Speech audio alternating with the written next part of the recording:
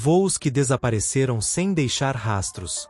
Aviões que existiram, mas que nunca decolaram. E segredos que talvez não devêssemos descobrir. Prepare-se para decolar rumo ao desconhecido. Bem-vindo aos Mistérios da Aviação. 1. Voos que sumiram sem explicação. O desaparecimento. No dia 8 de março de 2014, o voo MH370 decolou do Aeroporto Internacional de Kuala Lumpur com destino a Pequim. A bordo estavam 239 pessoas, entre passageiros e tripulantes. Pouco depois da decolagem, o avião desapareceu dos radares civis, sem nenhum sinal de emergência ou comunicação. Começava assim o maior mistério da história da aviação comercial moderna. Parte 1. Os primeiros momentos. O Boeing 777-200ER era considerado um dos aviões mais seguros do mundo. Durante o voo, ocorreram mudanças inexplicáveis na rota. O avião fez uma curva abrupta para o oeste, longe de seu caminho original. Sistemas de comunicação foram desligados intencionalmente, sugerindo uma possível interferência humana. Radares militares seguiram o avião por mais algum tempo, indicando que ele voou por horas antes de cair. Parte 2. A busca global. Uma operação internacional envolvendo dezenas de países foi lançada. O foco inicial foi no Mar da China Meridional, mas logo as pistas apontaram para o Oceano Índico. Satélites captaram sinais, pings, que ajudaram a delimitar uma área remota no sul do Oceano Índico, a milhares de quilômetros da Austrália. Em 2014 e 2015, grandes esforços de busca subaquática foram realizados, mapeando o fundo do mar. Parte 3. Fragmentos e novas esperanças. Em 2015, peças do avião começaram a aparecer nas costas da África Oriental e do Oceano Índico, incluindo uma asa flutuante, flaperon, encontrada em Reunião, um território francês. Outros destroços foram identificados ao longo dos anos, confirmando que o avião havia caído no oceano, mas nenhum local exato foi determinado. As análises desses fragmentos deram pistas sobre como o avião pode ter caído, mas não revelaram o motivo. Parte 4. Teorias e especulações. Sequestro. Alguns especularam sequestro por parte de passageiros ou tripulantes, mas nenhuma organização assumiu a responsabilidade. Problemas técnicos. Houve discussões sobre falhas elétricas ou despressurização, mas nada foi confirmado. Ação deliberada do piloto. Uma das teorias mais aceitas é a de que o capitão Zahari Ahmad Shah poderia ter desviado propositalmente o avião. Conspirações. Teorias envolvendo agentes estrangeiros, armas secretas ou até mesmo buracos negros atmosféricos também surgiram, mas sem provas. O desaparecimento do voo 739. O mistério do Pacífico, uma viagem que nunca terminou. Em 16 de março de 1962, um avião Lockheed L-1049 Super Constellation da Flying Tiger Line desapareceu durante um voo militar fretado sobre o Oceano Pacífico. A bordo estavam 107 pessoas, 93 soldados norte-americanos do Exército dos Estados Unidos e 11 tripulantes civis. O avião seguiu uma rota entre Guam e Filipinas, e nunca chegou ao destino. Nenhum sinal de emergência foi enviado. Nenhuma pista foi encontrada. O voo 739 tornou-se um dos maiores desaparecimentos aéreos não resolvidos da história. Parte 1. Antes do voo. O voo 739 era parte de uma operação militar para transportar tropas americanas de Guam, no Pacífico Ocidental, até o Vietnã do Sul, onde os Estados Unidos começavam a aumentar sua presença. O avião decolou de São Francisco, fez escala em Honolulu e depois em Guam, antes de seguir para Manila, nas Filipinas. O último contato ocorreu por volta das 9h30, horário local, quando o piloto relatou estar a aproximadamente 200 milhas da ilha de Luzon, nas Filipinas. Parte 2. O sumiço. Poucas horas após o último contato, o avião simplesmente deixou de responder às comunicações e desapareceu dos radares. As condições climáticas na região eram boas na época. Nenhuma tempestade ou mau tempo significativo foi registrado. A Força Aérea dos Estados Unidos e outras forças internacionais lançaram uma das maiores buscas marítimas da história, com centenas de aeronaves e navios varrendo mais de 200 mil milhas quadradas do Pacífico. Nenhum destroço foi encontrado, nem partes do avião, nem corpos, nem sinais de óleo no mar. Parte 3. Teorias e especulações. Como em tantos casos misteriosos, surgiram várias hipóteses para explicar o que teria acontecido. Acidente técnico ou falha estrutural. Alguns especialistas sugerem que o avião tenha sofrido uma falha catastrófica, talvez causada por uma explosão de tanque de combustível. Houve preocupações sobre problemas elétricos e incêndios em modelos antigos do Constellation. Ataque ou conflito político. Na época, a Guerra Fria estava em seu ápice, e havia tensões na Ásia. Apesar de improvável, houve especulações sobre se o avião poderia ter sido interceptado ou abatido por forças estrangeiras, mas nenhum país assumiu responsabilidade. Sequestro. Embora o voo fosse militar, ele era operado por uma empresa civil, Flying Tiger Line, o que levantou teorias de que alguém pudesse ter tentado desviar o avião. No entanto, não houve exigências ou mensagens, e nenhum grupo jamais reivindicou o ato. Fenômenos inexplicáveis. Como no caso do Triângulo das Bermudas, alguns ligaram o desaparecimento a fenômenos inexplicáveis, embora essa área do Pacífico não seja famosa por isso. Essas teorias são consideradas pouco plausíveis pela comunidade científica. O voo 19, o mistério que criou o Triângulo das Bermudas, uma missão de treinamento que deu errado. Em 5 de dezembro de 1945, 5 bombardeiros da Marinha dos Estados Unidos, designados como Voo 19, desapareceram durante um exercício de rotina sobre o Oceano Atlântico. Os aviões eram do modelo Grumman, também Avenger, cada um com tripulações de 3 homens, totalizando 14 aeronautas. Nenhum destroço foi encontrado. Nenhuma pista clara surgiu. Era o começo de uma das histórias mais intrigantes da história da aviação, e o gatilho por trás do mito do Triângulo das Bermudas. Parte 1. Antes do voo. O voo 19 era uma missão de treinamento de navegação chamada Treinamento de Voo de Longa Distância #1. O líder do voo era o tenente Charles Carroll Taylor, um piloto experiente, mas conhecido por se perder facilmente. A missão consistia em decolar da base aérea de Fort Lauderdale, Flórida. Voar por cerca de 560 quilômetros em linha reta, para leste. Fazer uma curva de 90 graus para o norte, voar por mais algum tempo. Virar novamente para oeste, voltando ao ponto inicial, formando um triângulo. Era uma rota simples. Mas algo saiu terrivelmente errado. Parte 2. Perdidos no Atlântico. Cerca de 2 horas e 45 minutos após a decolagem, Taylor relatou por rádio que estava perdido. Ele afirmou estar voando sobre as ilhas Turques e Caicos, mas na verdade, estava muito ao norte, em direção ao Golfo do México. Sua confusão geográfica cresceu. Estamos sobre as Ilhas Keys. Não, não estamos. Não consigo ver a costa. Nada parece familiar. À medida que o combustível diminuía, os controladores em terra tentaram guiá-lo de volta, sem sucesso. Por fim, a última transmissão registrada foi: voaremos para oeste até ficarmos sem combustível. Parte 3. A busca e o desastre secundário.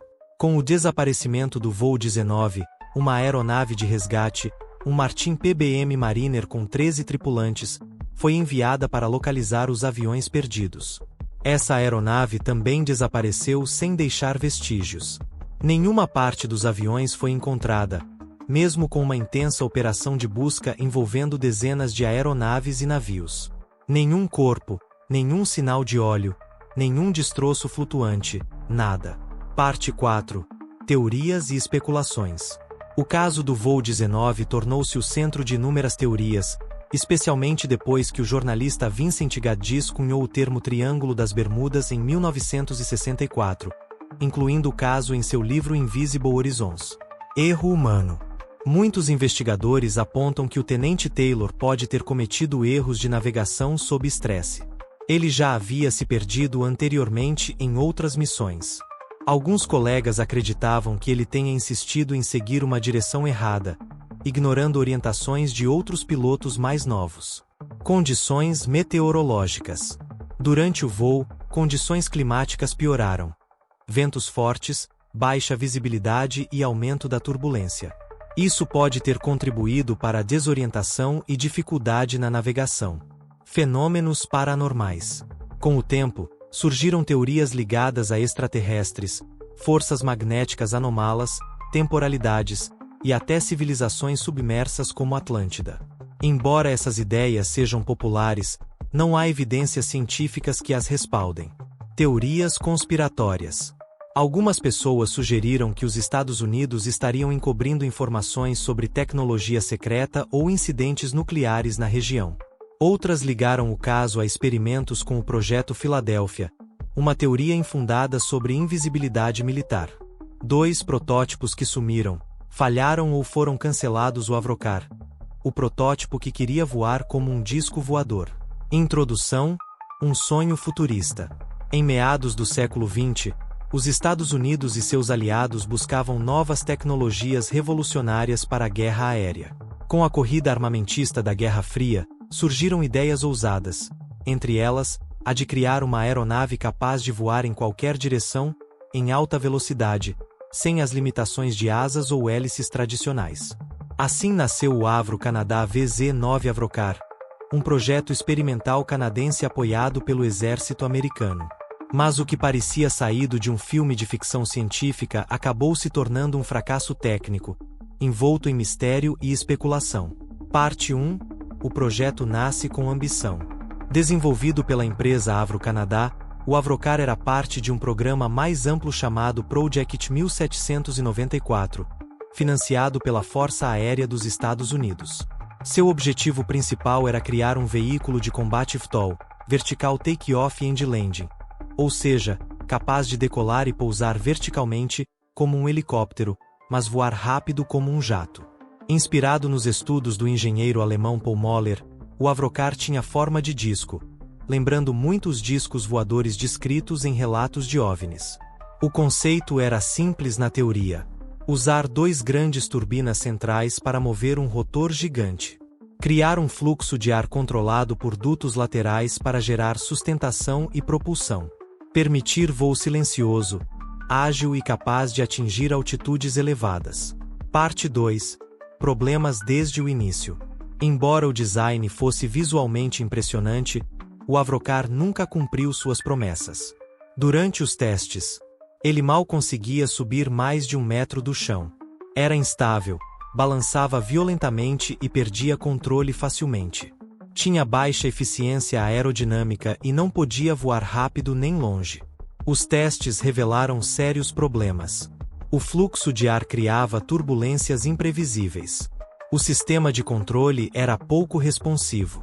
A máquina superaquecia rapidamente. Mesmo com modificações e melhorias, nenhum teste conseguiu transformar o Avrocar num veículo viável.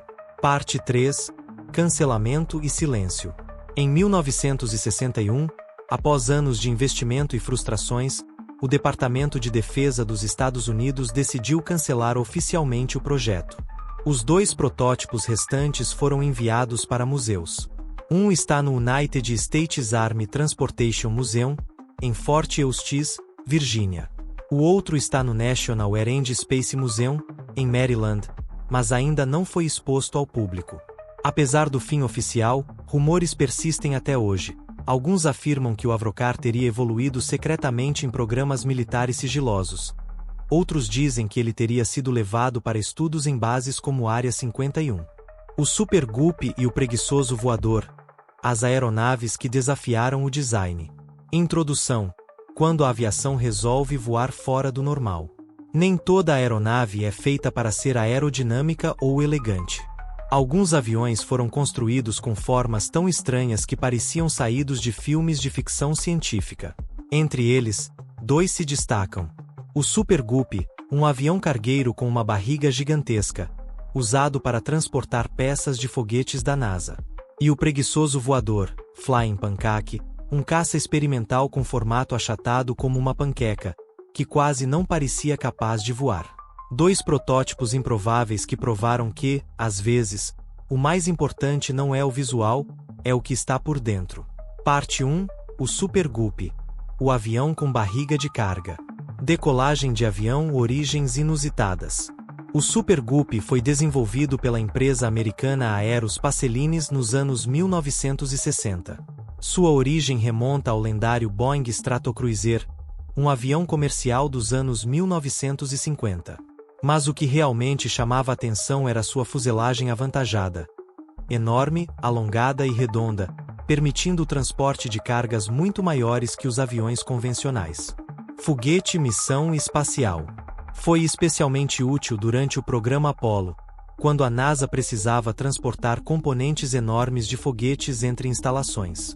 Peças do Saturno V, o foguete que levou humanos à Lua, eram levadas no ventre do Super Guppy. Enquanto outros aviões teriam que desmontar essas partes, o Super Guppy podia carregá-las inteiras. Características técnicas. Comprimento: 44 metros. Altura: 13 metros. Envergadura: 47 metros. Motorização: 4 motores turbopropulsivos Allison T56. Carga máxima: até 26 toneladas. Curiosidade visual: seu nariz abria-se para cima, permitindo o carregamento de objetos grandes. Era como um caminhão espacial voador, lento, mas eficiente. Parte 2, o preguiçoso voador, Flying Pancake. O caça que parecia um disco voador. Um projeto revolucionário. Oficialmente chamado de Chance Vought V173XF51, o Flying Pancake, panqueca voadora, foi desenvolvido durante a Segunda Guerra Mundial. Projetado pelo engenheiro Charles Zimmermann, tinha um formato completamente diferente de qualquer outro avião da época. Como ele funcionava? O corpo da aeronave lembrava uma panqueca arredondada, com hélices nas pontas das asas. O conceito era usar o fluxo de ar gerado pelas hélices para criar sustentação em baixas velocidades, permitindo pousos e decolagens curtos, inclusive em navios.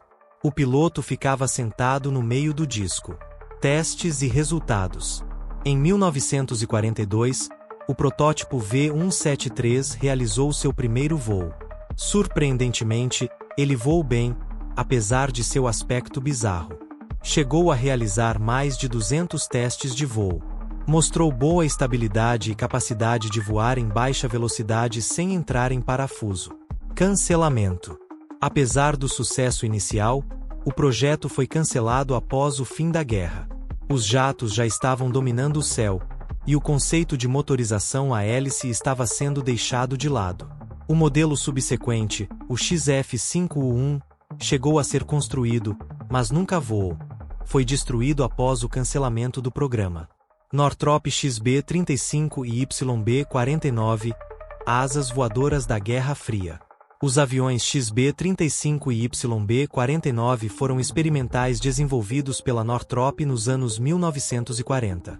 Eram bombardeiros estratégicos de asa pura, ou seja, sem fuselagem nem cauda, só uma grande asa voando pelo céu.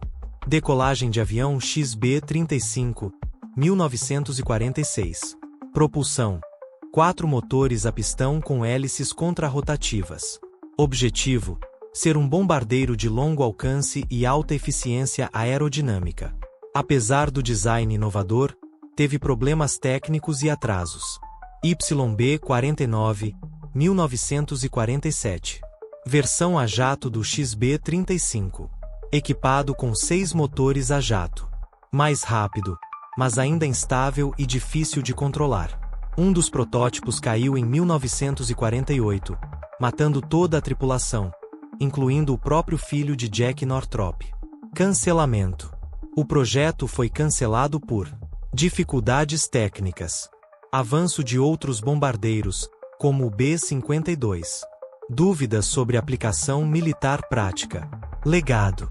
Embora fracassados na época, os conceitos desses aviões inspiraram futuros projetos, como o B-2 Spirit, o famoso bombardeiro furtivo da década de 1980. 3. Acidentes misteriosos nunca explicados. Voo 522 da Helios Airways, 2005. Em 5 de agosto de 2005, o voo 522 da Helios Airways, um Boeing 737 com destino a Praga, saiu de Chipre com 121 pessoas a bordo, e se tornou uma aeronave fantasma. O que aconteceu? Pouco depois da decolagem, o avião perdeu pressurização da cabine, mas os pilotos nunca declararam emergência. A tripulação e todos os passageiros perderam a consciência devido à falta de oxigênio. O avião continuou voando no piloto automático por quase 2 horas, sobrevoando Grécia e Turquia. Chamadas vazias. Controladores de voo e caças gregos tentaram contato, mas nenhuma resposta veio da cabine. Um dos caças chegou até a ver um comissário andando pela aeronave, já sem oxigênio suficiente para agir. Queda trágica. O combustível acabou e o avião caiu perto de Gramatiko, na Grécia, em um voo controlado, mas sem ninguém consciente para pilotá-lo. Causa confirmada. Erro humano antes do voo. O sistema de pressurização foi deixado em modo manual. Ninguém percebeu a falha a tempo. Investigação apontou falhas na manutenção e nos procedimentos da companhia.